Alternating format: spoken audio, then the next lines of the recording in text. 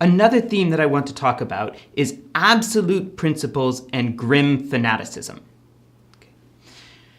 This happens when people have their ideas and think their ideas are perfect, right, and complete.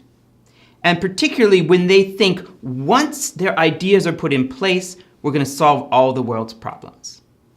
Here's how one experienced and relatively cynical professor put it at another university. I was talking to him about a similar problem, and he said, well, in his experience, here's what happens sometimes in academia.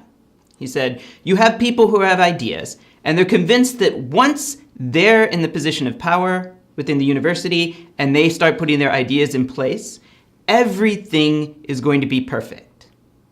So then they manage to get into positions of authority, they start trying to implement their ideas, and they discover everything isn't perfect.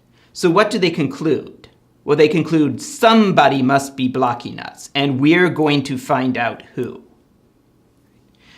Well, there you have the French Revolution in a nutshell, only it isn't just a few people losing their jobs or having some fighting among a faculty, right? Now you've got people with arms and guns, right, and commanding soldiers, right, who are determined to find out who are the stubborn, evil people, right, who are keeping the world from becoming perfect. So, right, Burke was basically saying, look, this is what can happen when you think that you've got the perfect, simple plan, right, that's going to revolutionize the world and make everything perfect. Right? When you start running into obstacles, right, you may not turn around and say, oh, things are more complicated than I thought, let's compromise. You might say, oh, this is just an obstacle. Once we get rid of these obstacles, everything will be perfect.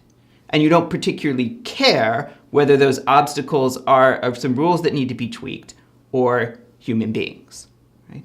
And you end up, right, trying to build your utopia on a pile of bodies. Only you never get the utopia, you just get the pile of bodies.